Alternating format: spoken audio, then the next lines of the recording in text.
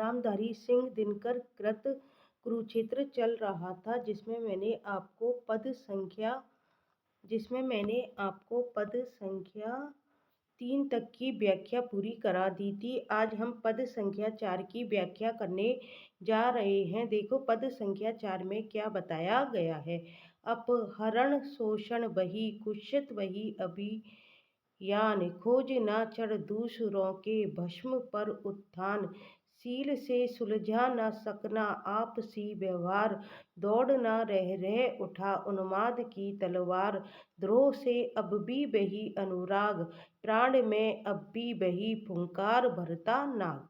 तो इसका अब हम अर्थ समझते हैं। अपहरण का क्या मतलब होता है? किसी को चोरी चुपके उठाकर ले जाना।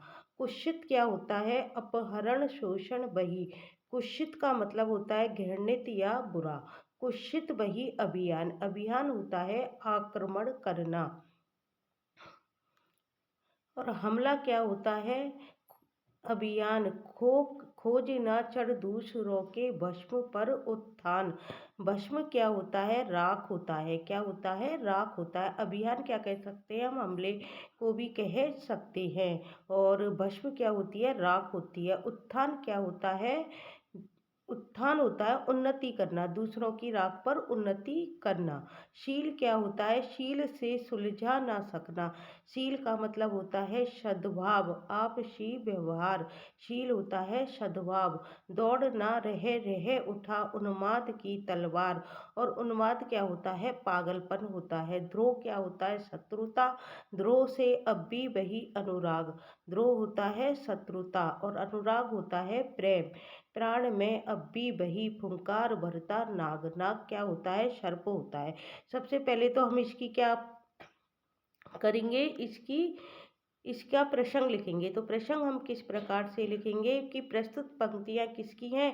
रामधारी सिंह दिनकर द्वारा रचित। उनकी प्रसिद्ध काव्य कृति किससे ली गई है? कुरुक्षेत्र के 6ठे सर्ग से ली गई हैं। इस प्रबंध काव्य में क्या बताया गया है कि युद्ध और शांति के कारण और निवारण पर बड़ी क्या किया गया है? गंभीरता पूर्वक विचार किया गया है। इस सर्ग में क्या बताया गया है? कवि ने परिवेश की कुत्सित परिस्थितियों का क्या किया है?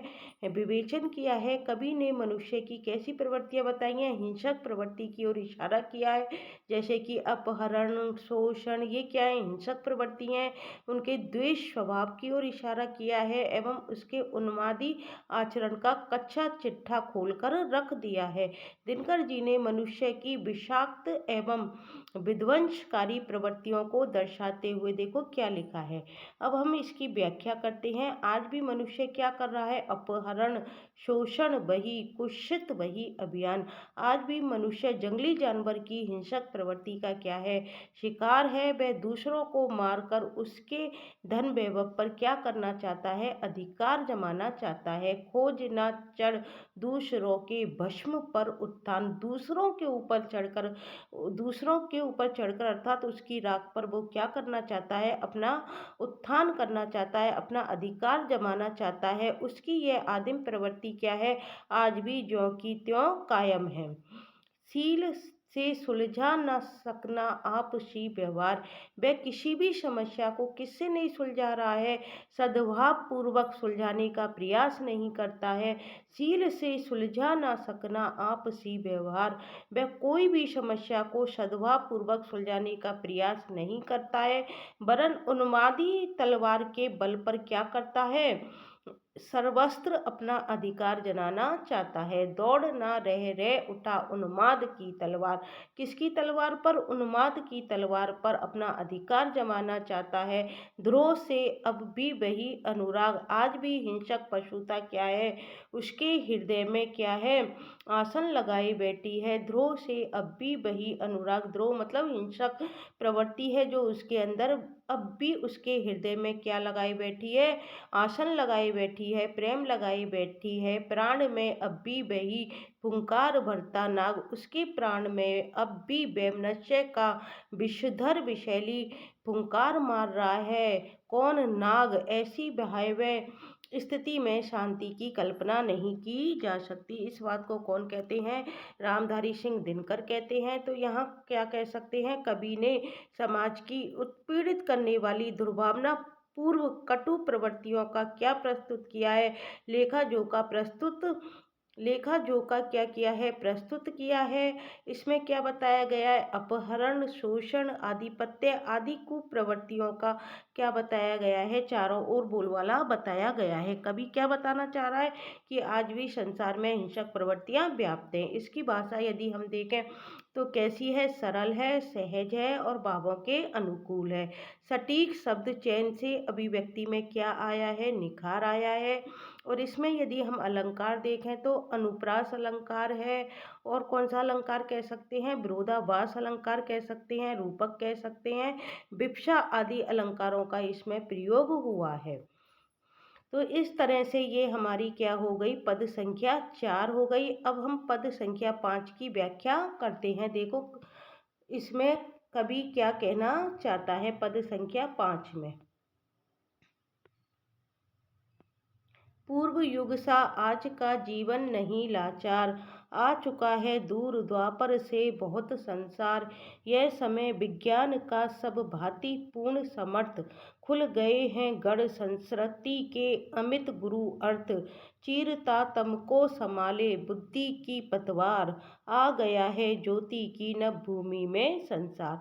अब देखो पूर्व युग से क्या मतलब है? प्राचीन काल है। और लाचार, पूर्व युग सा आज का जीवन नहीं लाचार। लाचार का मतलब है विवश, बेवश।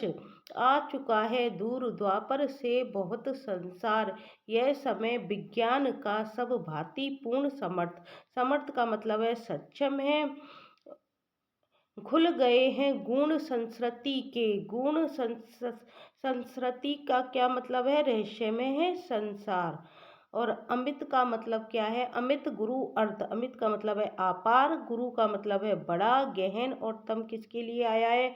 अंधकार के लिए आया है, अज्ञान के लिए आया है। और ज्योति क्या होती है? प्रकाश होती है। और नभ का नभ भूमि में संसार, नभ का मतलब है नई। तो सबसे पहले हम इसका प्रसंग करेंगे। तो प्रसंग में क्या आएगा कि ये रामधारी सिंह दिनकर की कृति है। और कौन सी कृति है? प्रबंध काव्य कुरुक्षेत्र के 6ठ सर्ग से ली गई है। इस कृति में क्या बताया गया है? युद्ध और शांति के विविध आयामों को उद्घाटित किया गया है। जबकि इस सर्ग में विश्व के समसामयिक परिवेश को भी दर्शाया गया है। जो हम सर्ग पढ़ रहे हैं इसमें क्या बताया गया है? विश्व के समसामयिक परिवेश को दर्शाया गया है। इन पंक्तियों में वर्तमान वैज्ञानिक उन्नति को रेखांकित किया गया है कि पूर्व युग सा, ये कौन सा है? पद संख्या 5 है। पूर्व युग सा आज का जीवन नहीं लाचार, मतलब इसमें वर्तमान स्थिति को कवि बताता है। कवि की मान्यता क्या है? कि जो आधुनिक युग का जीवन है वो प्राचीन युग के समान बेवश और मजबूर नहीं है। तो कवि क्या कह रहा है? देखो, पूर्व युग सा आज का जीवन नहीं लाचार। कवि ये कह रहा है कि आधुनिक युग का जीवन प्राचीन युग के समान बेबस एवं मजबूर नहीं है। अब क्या है? द्वापर युग जैसी स्थिति नहीं है। आ चुका है दूर द्वापर से बहुत संसार। अब ये संसार द्वापर से बहुत दूर आ चुका है, अर्थात द्वापर जैसी युग की स्थिति अब इसमें नहीं है। अब कैसा युग है? विज्ञान का युग है।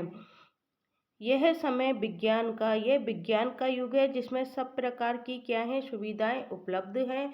सब भांति पूर्ण समर्थ, मतलब सभी प्रकार की सुविधाएं उपलब्ध हैं। खुल गए हैं गुण संस्कृति के अमित गुरु अर्थ। वैज्ञानिक सामर्थ्य के कारण क्या हो गया है? संसार के सभी रहस्य क्या हो चुके हैं? उद्घाटित हो चुके हैं। तथा क्या हो रहा है? विज्ञान ने सृष्टि के अनेक गंभीर अर्थों का भेद भी पा लिया है। चीरता तम को संभाले बुद्धि की पतवार, खुल गए हैं गुण संस्कृति के अमित गुरु अर्थ। अब क्या हो गया है? वैज्ञानिक सामर्थ्य के कारण संसार के सभी रहस्य उद्घाटित हो चुके हैं। विज्ञान ने क्या किया है? सृष्टि के अनेक गंभीर अर्थों का भेद पा लिया है चीरता तम को। वैज्ञानिक आविष्कारों से क्या हो गया है? अज्ञान का अंधकार मिट गया है। चीरता तम को, तम मतलब अंधकार और चीरता मतलब मिट गया है। संभाले बुद्धि की पतवार, चारों ओर क्या हो रहा है? ज्ञान की नई किरणों का प्रकाश फैल रहा है। आ गया है ज्योति की नभ भूमि में संसार। तात्पर्य यह है कि वैज्ञानिक उन्नति के बल पर मनुष्य क्या कर रहा है? दिनों दिन समृद्धि के सोपान पर चढ़ता जा रहा है। और संभाले बुद्धि की पतवार, आ गया है ज्योति की नभ भूमि पर संसार। हम क्या कह सकते हैं? वैज्ञानिक उन्नति के बल पर मनुष्य क्या कर रहा है? दिनों दिन समृद्धि के सोपान पर चढ़ गया है। अब इसके विशेष में हम क्या लिख सकते हैं? प्रस्तुत पंक्तियां हैं उसमें कवि ने वर्तमान युग की वैज्ञानिक उन्नति को दर्शाने का प्रयास किया है। विकास से मनुष्य क्या हो गया है? शक्ति संपन्न हो गया है और बुद्धिमान होता जा रहा है। इसमें क्या है? सटीक शब्द चयन है, उससे अभिव्यक्ति क्या हो गई है? संप्रेषणीय हो गई है। और इसमें हम कौन सा अलंकार कह सकते हैं? अनुप्रास अलंकार आराम से सभी में देखा जा सकता है। और प्रतीकात्मक शब्दावली है इसमें, उससे क्या है? इसकी शोभा और अधिक बढ़ गई है। तो आज मैंने आपको पद संख्या 5 तक की व्याख्या करा दी। आज की क्लास में हमने पद संख्या 4 देख लिया और पद संख्या 5 देख लिया। आगे की वीडियो में आपको कल प्रोवाइड कराऊंगी। Thank you guys.